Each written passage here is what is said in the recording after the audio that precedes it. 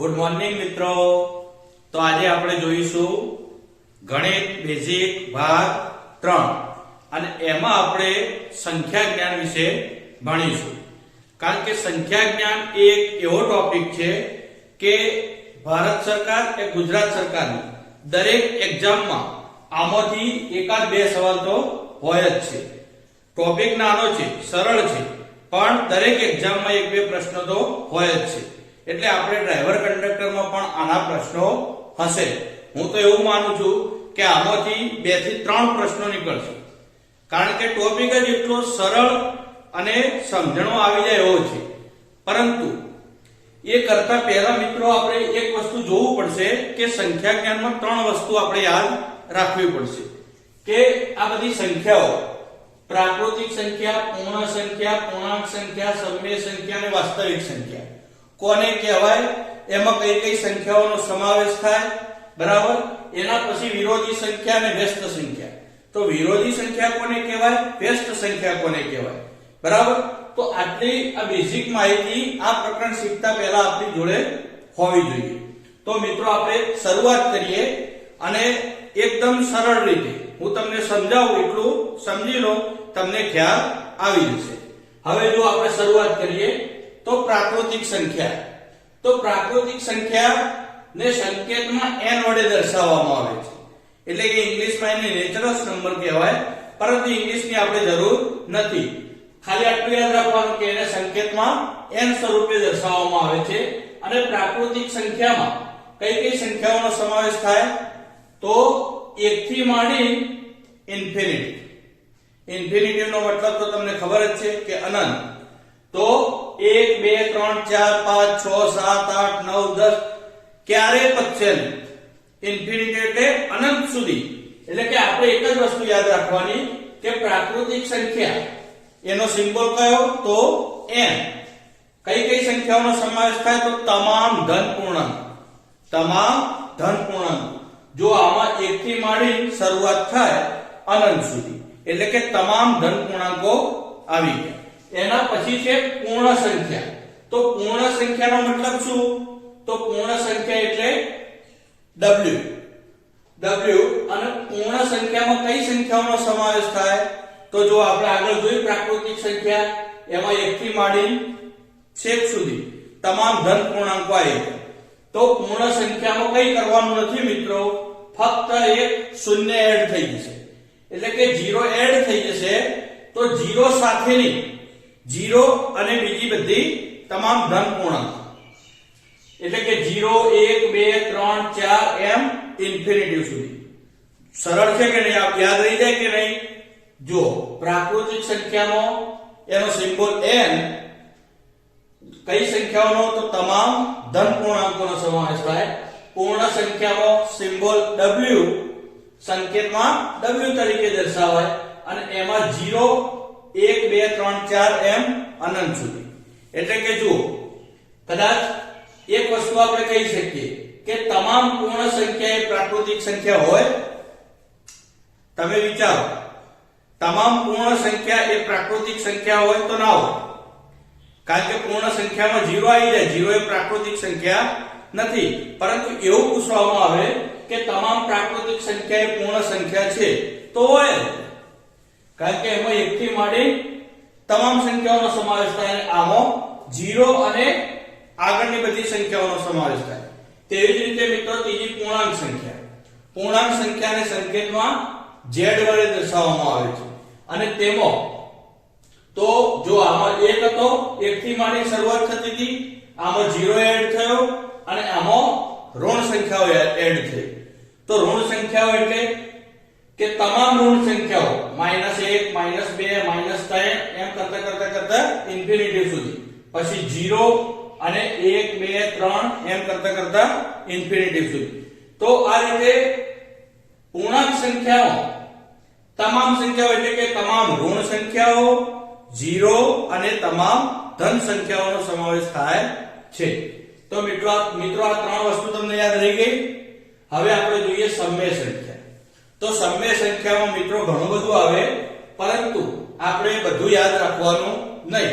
ફક્ત એક જ વસ્તુ યાદ રાખવાનું, અંશ અને છેદમાં લખી શકાય તેવી તમામ સંખ્યાઓ, અંશ અને છેદમાં લખી શકાય તેવી તમામ સંખ્યાઓ, એટલે કે કોઈ પણ સંખ્યા તમે લઈ લો.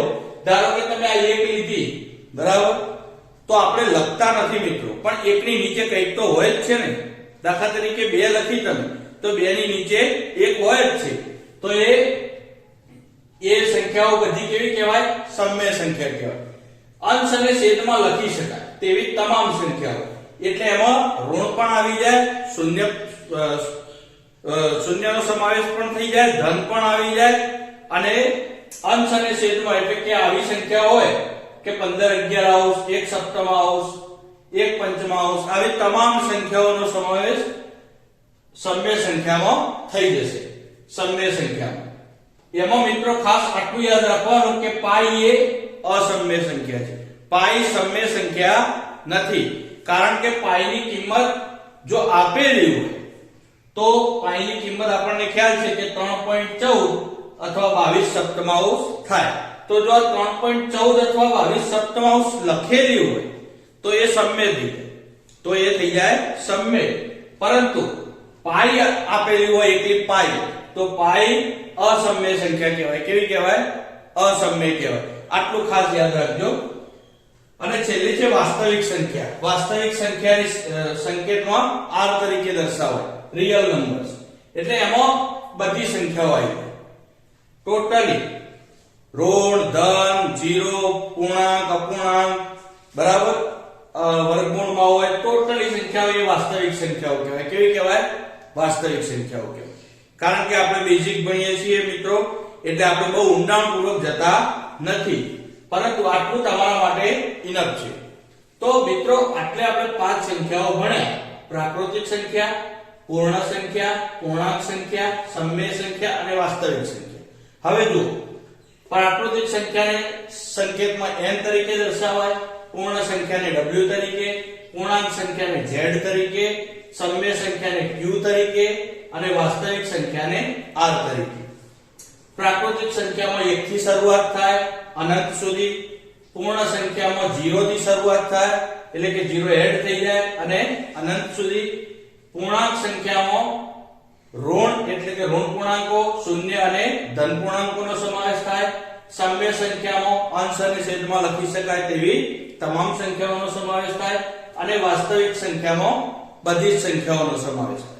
હવે મિત્રો કે તમને આમાંથી પ્રશ્ન પૂછશે.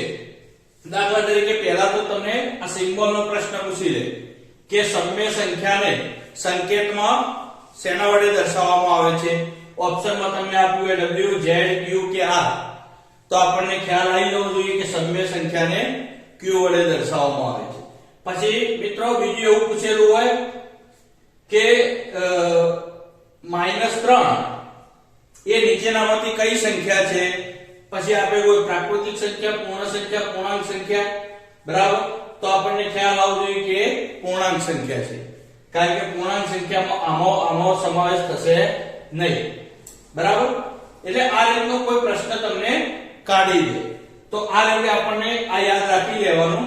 અને આને સરળતાથી યાદ રાખવું હોય મિત્રો તો એક વસ્તુ યાદ રાખવાનું કે જુઓ NWZ એટલે કે આપણે એવું યાદ રાખી શકીએ કે ન્યુઝીલેન્ડ, શું ન્યુઝીલેન્ડ અને QR, એટલે આપણે સરળતાથી લાઈનો યાદ રાખવું હોય તો એટલું યાદ રાખવાનું ન્યુઝીલેન્ડનો QR કોડ.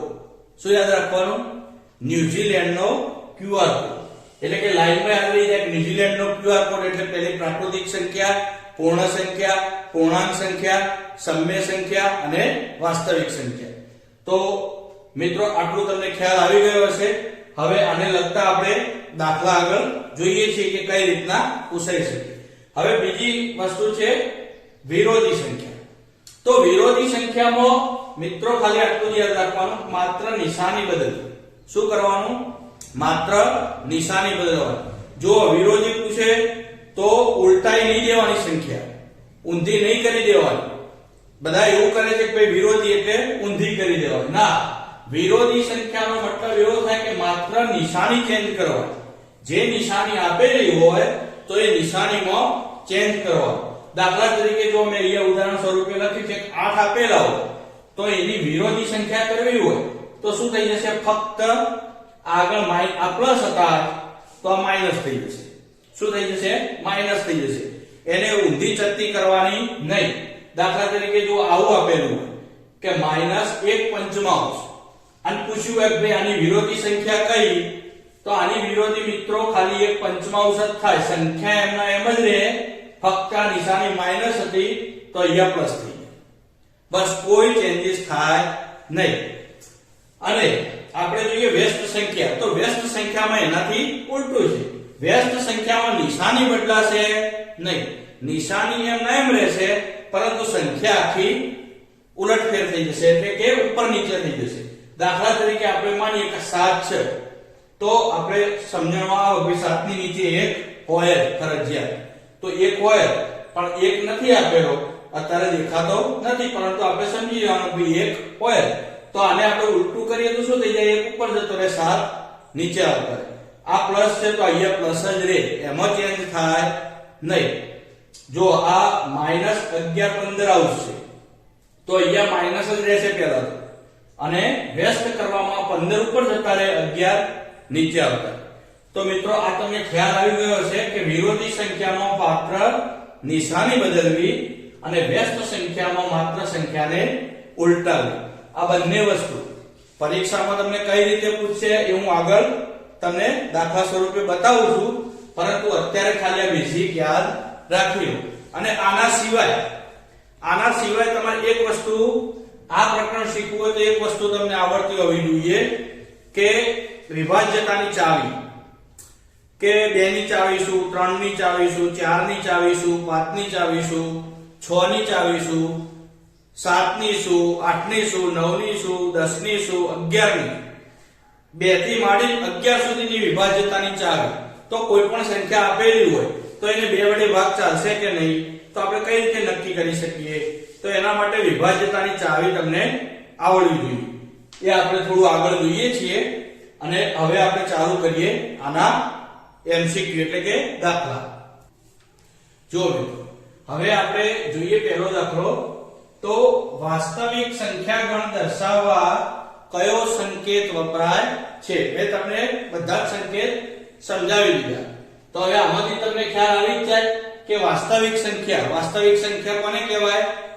તો તમે યાદ કરો, ન્યુઝીલેન્ડનો QR કોડ આપણે છેલ્લે લખેલી વાસ્તવિક સંખ્યા, છેલ્લી સંખ્યામાં કયો આવ્યો હતો? તો R. વાસ્તવિક સંખ્યાને બીજું રિયલ નંબર પણ કહેવામાં આવે છે, એટલે આમાં આપણો સાચો જવાબ થઈ જશે R. હવે આપણે જોઈ લઈએ તો કે આ બધાને કઈ સંખ્યા કહેવાય? તો R ને કઈ કહેવાય? વાસ્તવિક. Q ને કઈ કહેવાય? તો સમય સંખ્યા કહેવાય. પછી Z ને તો પૂર્ણ સંખ્યા કહેવાય, પૂર્ણાંક.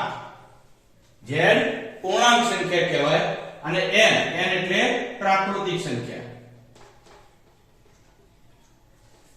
કારણ કે NWZ આવે, ન્યુઝીલેન્ડ એટલે NWZ પ્રાકૃતિક સંખ્યા, Z ને પૂર્ણાંક સંખ્યા કહેવાય, Q ને સમય સંખ્યા કહેવાય અને R ને વાસ્તવિક સંખ્યા કહેવાય. આમાંથી કોઈ પણ એકાદો સિમ્બોલ પૂછી લે તો હવે તમને આવડી જશે.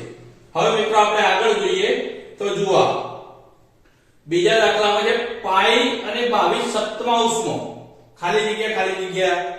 તો જો ઓપ્શન જુઓ તો એમાં છે પાઈ અને 22/7 બંને સમય સંખ્યા છે.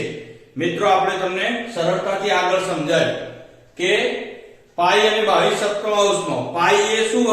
અસમય સંખ્યા અને 22/7 એ સમય સંખ્યા. તો આ બંને એક તો છે જ નહીં, એ તો આપણને ખ્યાલ છે. તો આપણે સરળતાથી એક વસ્તુ તો કહી જ શકીએ, આ લખી છે પાઈ અને 22/7 બંને સમય સંખ્યા છે, બંને એક તો છે નહીં, તો આ તો આવે જ નહીં. જો એ જ રીતનો તમે ઓપ્શન જુઓ તો છેલ્લો ઓપ્શન એવો જ છે કે પાઈ અને 22/7 બંને અસમય સંખ્યા છે, બંને તો છે નહીં, તો આ બે ઓપ્શન તો એમને એમ નીકળી જાય. બરાબર. હવે આ બે ઓપ્શન માંથી કોઈ સાચો જવાબ હશે. તો પાઈ એ સમય સંખ્યા છે, તો પાઈ તો અસમય છે, પાઈ સમય સંખ્યા નથી. પાઈ કઈ સંખ્યા છે? અસમય છે, એટલે આપણો જવાબ થાય નહીં. તો આપણો જવાબ શું થઈ જશે? આ થઈ જશે મિત્રો કે પાઈ અસમય સંખ્યા છે અને 22 સપ્તમાઉસ સમય સંખ્યા છે. કારણ કે આ 22 સપ્તમાઉસ પાઈની જ કિંમત છે, પરંતુ એ આપી દીધી છે એટલે એને અંશ અને છેદમાં દર્શાવી શકાય છે. એટલે 22 સપ્તમાઉસ એ સમય સંખ્યા થઈ જશે અને પાઈ તો અસમય છે કારણ કે પાઈની કિંમત ફિક્સ છે નહીં, અનંત સુધી છે એટલે એ અસમય છે. તો આ બે દાખલાઓમાં તમને ખ્યાલ આવી ગયો હશે. હવે આપણે જોઈએ આગળ નેક્સ્ટ દાખલો. જો હવે આ ત્રીજો દાખલો કે 4 પંચમાંશની વિરોધી સંખ્યાના વ્યસ્તનો વિરોધી ખાલી જગ્યા થાય તો વિરોધી સંખ્યાના વ્યસ્તનો વિરોધી. તો જુઓ મિત્રો આપણે શીખ્યા કે વિરોધી સંખ્યામાં શું કરવાનું? તો માત્ર ચિહ્ન બદલવાનું. શું કરવાનું? વિરોધી સંખ્યામાં માત્ર ચિહ્ન બદલવાનું અને વ્યસ્ત સંખ્યામાં સંખ્યાને ઉલટાવી દેવાનું. તો આપણે જોઈએ તો પહેલો 4 પંચમાંશ છે, એને વિરોધી કીધી. તો આ સંખ્યાને આપણે વિરોધી કરવા માટે શું કરીશું? તો વિરોધી કરવા માટે માત્ર નિશાની બદલીશું. નિશાની એટલે 4 પંચમાંશ નું શું થઈ જશે? -4 પંચમાંશ. એટલે આપણે વિરોધી કરી દીધી સંખ્યાના. હવે વિરોધી સંખ્યા મળી ગઈ, એનો વ્યસ્ત કરવાનો. આનું શું કરવાનું? વ્યસ્ત. તો વ્યસ્ત કરવામાં શું થશે? તો વ્યસ્ત કરવા માટે માત્ર સંખ્યાને ઉલટાવી, ચિહ્ન બદલાશે નહીં. તો ચિહ્ન તો એમ એમ રહેશે. વ્યસ્ત એટલે ઉપર 5 જતા રહેશે, નીચે 4 થઈ જશે. બરાબર. હજુ આપણો જવાબ આવ્યો નથી. વિરોધી સંખ્યાનો વ્યસ્ત થઈ ગયો, એનો પાછો વિરોધી કરવાનો.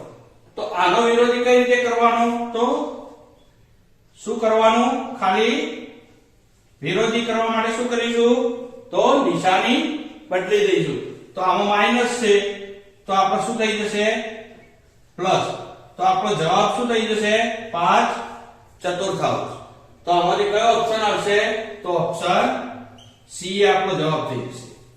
જો મિત્રો એક ખાસ વસ્તુ યાદ રાખવાનું કે હું તમને અહીંયા મજૂરી કરાવવા માટે નથી આ વિડિયો બનાવતો.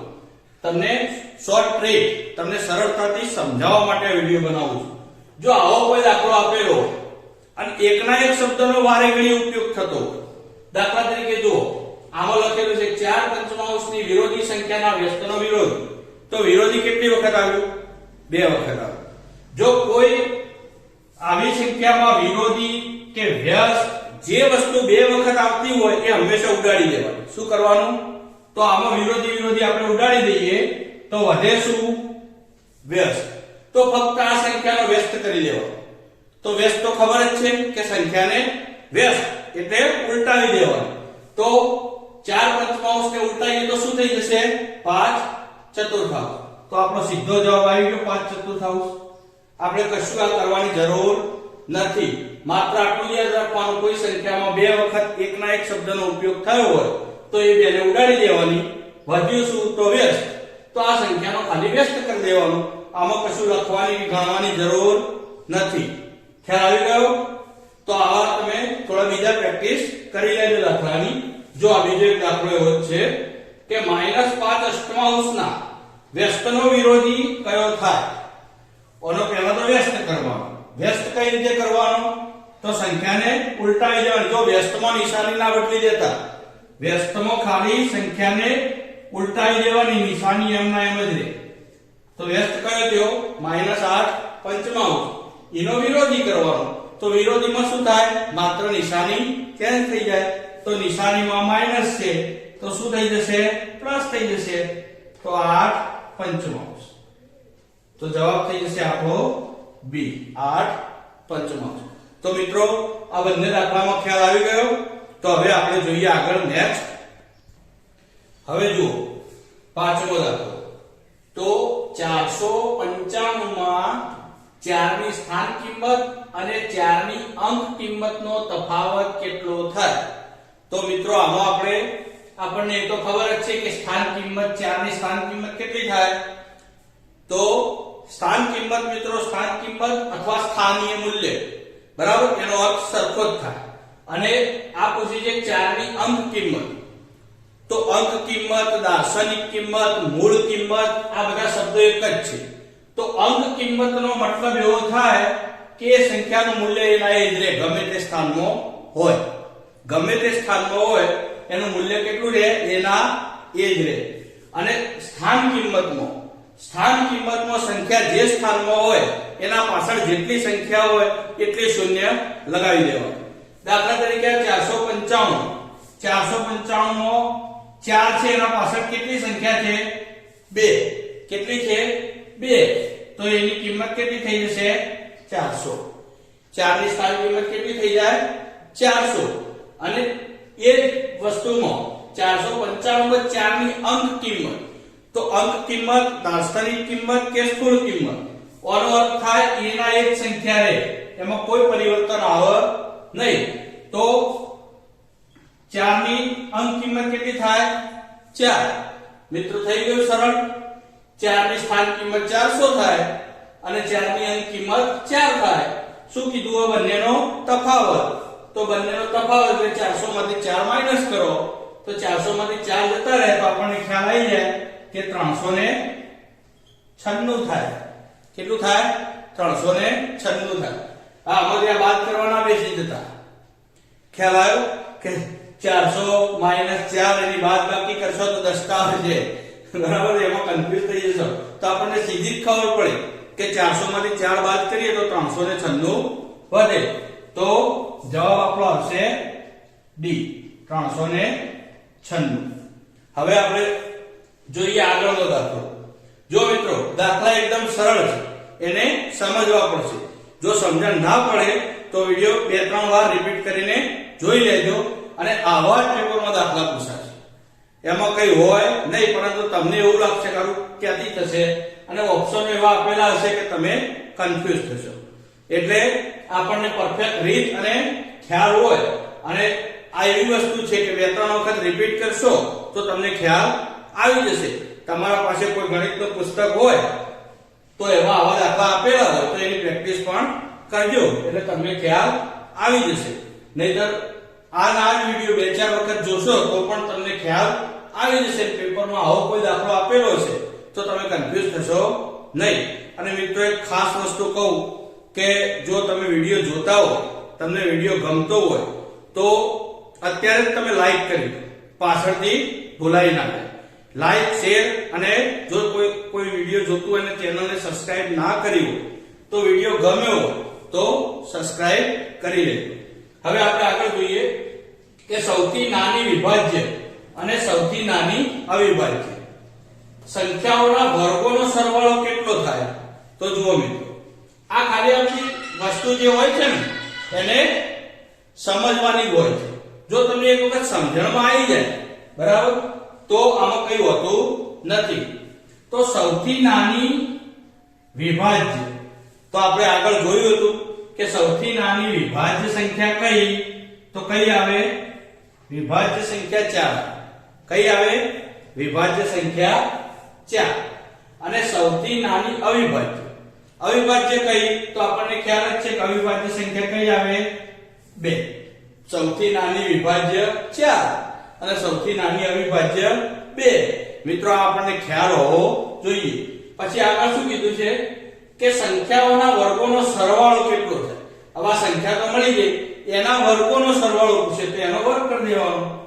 એ 4 નો વર્ગ વત્તા 2 નો વર્ગ સરવાળો. એનો સરવાળો કેટલો થાય? તો બંનેનો શું થશે? સરવાળો. તો મિત્રો આપણને આવડી જાય 4 નો વર્ગ કેટલો થાય?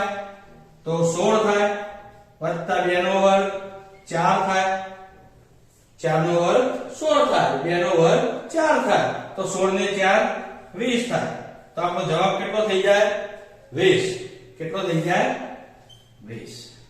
ખ્યાલ આવી ગયો છે મિત્રો? જો એક વસ્તુ કે મારે 2-4 કોમેન્ટો એવી આવી કે સાહેબ આવું પૂછાશે. જો આપણે ડ્રાઈવર બનવાનું છે, ડોક્ટર નહીં, સમજો. અને બીજી વસ્તુ કે આપણે કંડક્ટર બનવાનું છે, કલેક્ટર નહીં. તો આપણે જે બનવાનું છે તો એ લેવલમાં આ કઈ નાનું નથી. તો આવું જ પૂછાય અને આ સરળતાથી તમને આવડે એવું આપણે પ્રયત્ન કરતા રહીએ છીએ. હવે આપણે જોઈએ આગળનો નેક્સ્ટ દાખલો. જો હવે આપણે જોઈશું સાતમો દાખલો. તો વર્ગમૂળમાં 13 એ ખાલી જગ્યા સંખ્યા છે.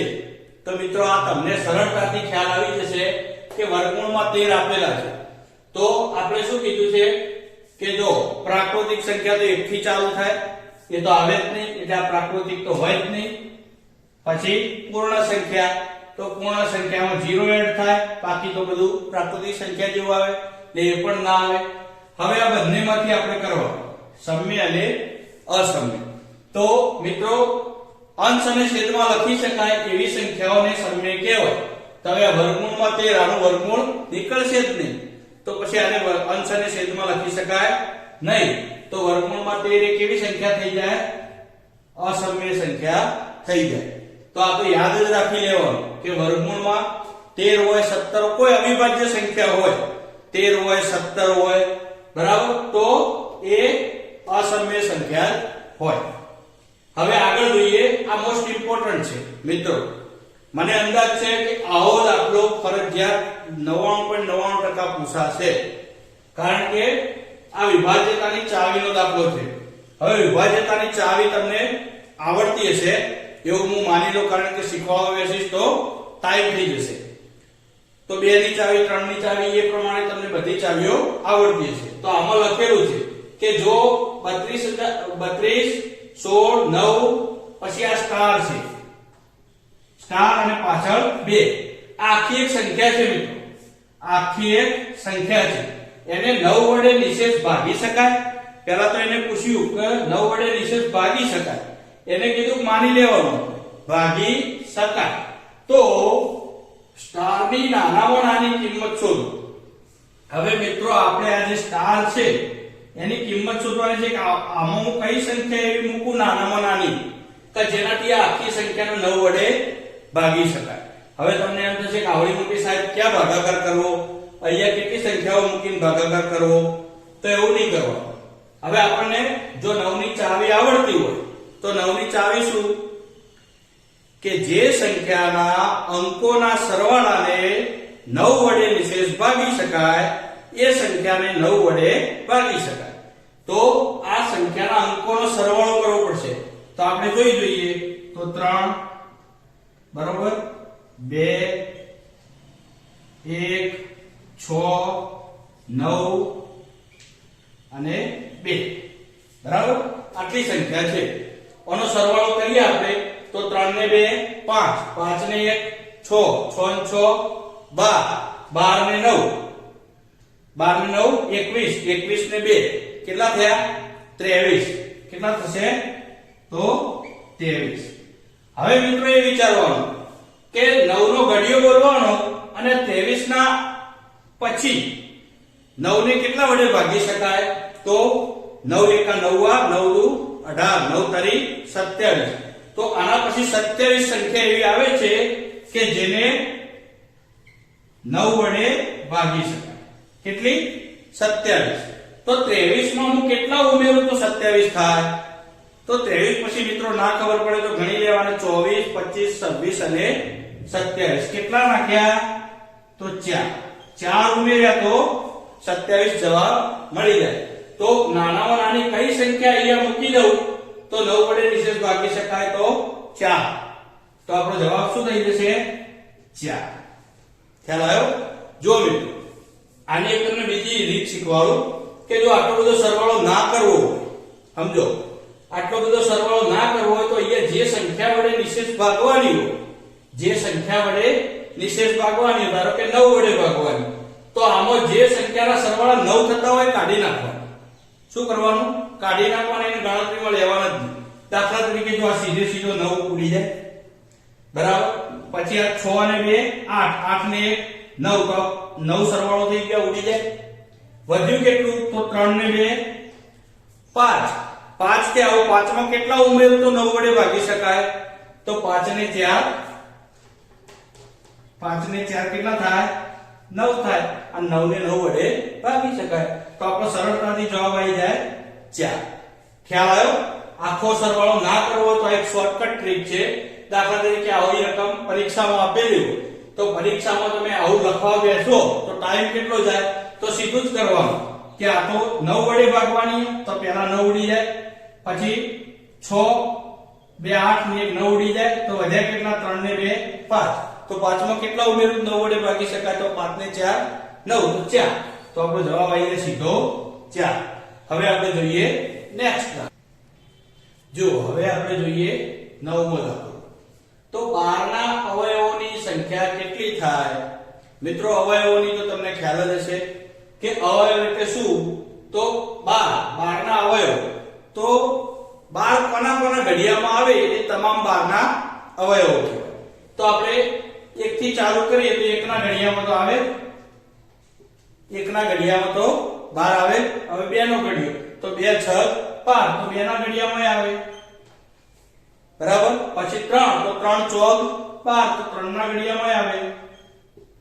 પછી 4, તો 4 તરી 12, તો 4 ના ઘડિયામાં આવે. પછી 5 ના ઘડિયામાં 12 આવે નહીં. પછી 6, તો 6 ના ઘડિયામાં 12 આવે, 6 દુ 12. અને પછી 7 8 કોઈ ઘડિયામાં આવે નહીં, અને છેલ્લે 12 પોતાના ઘડિયામાં આવે. મિત્રો એક વસ્તુ તો ક્લિયર જ છે કે એક અને પોતે સંખ્યા એ બે તો પોતાનો અવયવ હોય, એટલે કે કેટલા અવયવ થયા? તો 1 2 3 4 5 ને 6. તો 12 ના અવયવ ટોટલ કેટલા થઈ ગયા? 6. આપણને એવું પૂછે 12 ના અવયવોની સંખ્યા કેટલી થાય? તો 12 ના અવયવોની સંખ્યા કેટલી થશે? 6. બરાબર, ખ્યાલ આવ્યો? કોઈ પણ સંખ્યાના અવયવ પૂછે તો જેના ઘડિયામાં આવતા હોય એ લઈ લેવાના, તો એના ઉપરથી ખ્યાલ આવી જશે. હવે આપણે આગળનો દાખલો જોઈએ 10મો. તો 4 3 7 4 પ્રશ્નાર્થ ચિહ્ન 3 5 સંખ્યામાં પ્રશ્નાર્થ ચિહ્નની જગ્યાએ કયો અંક મૂકવાથી સંખ્યાને 9 વડે નિશેષ ભાગી શકાય? આપણે શું જોવાનું? 9 વડે નિશેષ ભાગી શકાય. તો મેં તમને આગળ દાખલો શીખવાડ્યો, એ પણ 9 વાળો જ હતો. તો આપણને ખ્યાલ એના ઉપરથી આવી જાય કે શું કરવાનું? 4 3 7 4 પછી 3 અને 5. તો આ બધાનો સરવાળો કરી દેવાનો. ના ખબર પડે તો સરવાળો કરી દેવાનો. તો આપણે પહેલા સરવાળો કરીને જોઈ લઈએ. તો 4 ને 3 7, 7 ને 7 14, 14 ને 4 18, 18 ને 3 21, 21 ને 5 કેટલા થયા? 26. કેટલા થયા? 26. તો 26 માં કેટલા ઉમેરો તો 9 વડે નિશેષ ભાગી શકાય? તો 9 તારી 27. તો 27 કરવા માટે 26 માં શું કરવું પડે? 1 ઉમેરો. શું કરવું પડે? 1 ઉમેરવો પડે. તો અહીંયા પ્રશ્નાર્થ ચિહ્નની જગ્યાએ હું 1 લખી દઉં તો આખી સંખ્યાને 9 વડે નિશેષ ભાગી શકાય. ખ્યાલ આવી ગયો? તો આ સંખ્યાનો સરવાળો કરી દેવાનો અને એને 9 વડે ભગાતી હોય એવી સંખ્યા લાવી દેવાની. એમાં કેટલા નાખવાનો થઈ જાય તો એ રીતે જવાબ આવી જશે. હવે જો બીજી રીત તમને મેં શીખવાડી હતી કે પ્લસ માઈનસ કરી જો 9 આવતા હોય તો તમે ઉડાડી શકો. તો જો આ 5 અને 4 કેટલા થાય? 9. તો જતા રહે 9. પછી જુઓ 7 અને 3 તો 10 થઈ જશે. 7 અને 4 11 થઈ જશે. ચલો હું કહું 10 થાય તો આ 7 અને 3 10 થયા, તો આપણે 1 રાખો. 9 જતા રહ્યા, 1 રાખો. તો 4 ને 3 7 ને 1 8 વધ્યા. તો 8 માં કેટલા ઉમેરું તો એ સંખ્યાને 9 વડે ભાગી શકાય? તો 8 માં 1 ઉમેરું તો એ સંખ્યાને 9 વડે ભાગી શકાય. તો આપણો જવાબ થઈ જશે 1. તો મિત્રો આ સંખ્યા જ્ઞાનના તમામ દાખલા જો આ દાખલો હમણાં વચ્ચે એક એક્ઝામમાં પૂછાયો હતો. તો એવું નથી કે આ દાખલા ના પૂછાય, આવા જ દાખલા પૂછાશે. અને આ બધા મેં જેટલા તમને અહીંયા દાખલા લખ્યા અને કરાયા એ બધા જ કોઈના કોઈ એક્ઝામમાં પૂછાયેલા દાખલા છે. આપણે ક્યાંયથી બીજેથી લાયા નથી. તો બધા જ પૂછાયેલા દાખલા છે અને આવા જ દાખલા પૂછાશે. બરાબર? તો આપણું આ સંખ્યા જ્ઞાન અહીંયા પૂરું થાય છે. આટલા 10 દાખલા મેં તમને કરાયા અને તમે બીજા 10 15 20 દાખલાની પ્રેક્ટિસ કરશો તો બધું થઈ જશે. હવે આપણે જોઈશું નેક્સ્ટ લેક્ચરમાં ભાગ 4 માં. ચલો.